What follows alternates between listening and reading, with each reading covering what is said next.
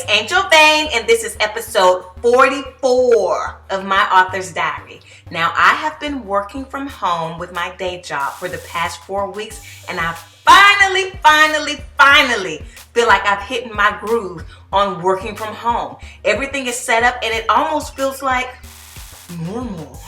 I'm like, oh, well, maybe after all this is over, I'm just going to continue to work from home. Why should I go back into the office?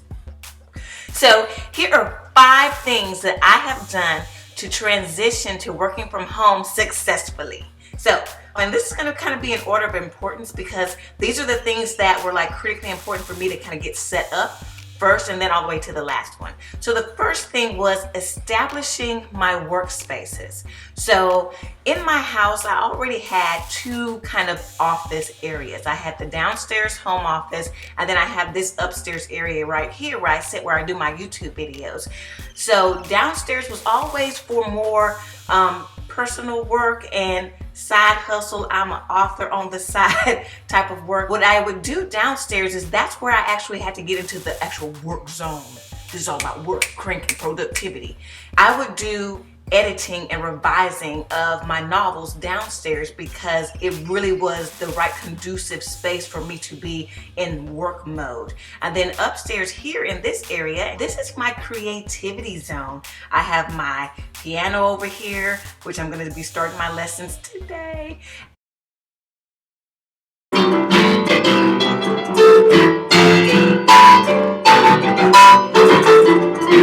Okay, so y'all see how bad I am at piano right now? Just wait, because I'm taking lessons and I will be able to play a song really soon.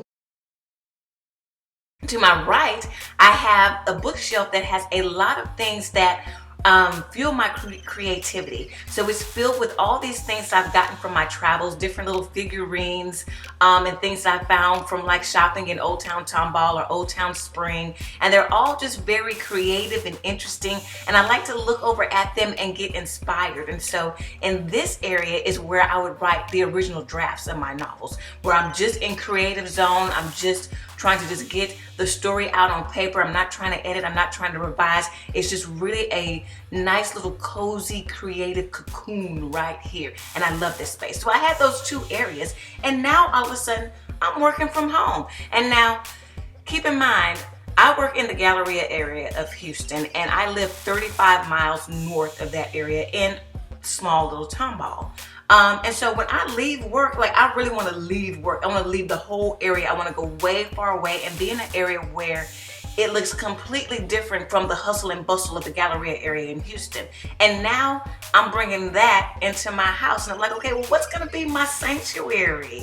Like it's ruining my sanctuary. And so I really had to decide very early on that I had to carve out a tiny little space of my house that will become my day job work area, my day job work office. And so here's the area that I carved out. It's actually right over here. That little corner represents my day job work office. When I go to work, even though I'm working from home, I come and I limit myself to that little space and I do everything in that space. And so now having those 3 different areas to know that, okay, the only part of my house that is day job work is that tiny little area where that table is and those chairs are, and the rest of that continues to be my sanctuary, really helped to structure things in my mind. The second thing that I did was I created structure in my day. I'm used to having to getting out of the house, going to work, taking a lunch break, then coming back home. And so I set up that same structure even though I'm working from home. I try to start my workday and end my workday at around the same time, plus or minus 30 minutes or so.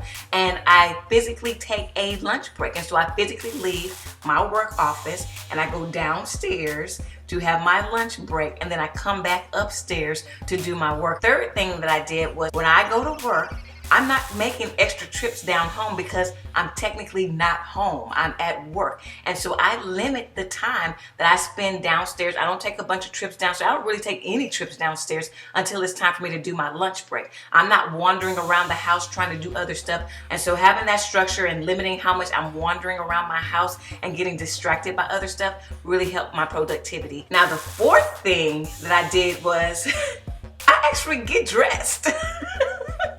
I'm not up here working in my pajamas or my sleep clothes or anything like that. I actually get dressed in the morning to go to work. Now, am I wearing my normal business casual professional wear? Of course not.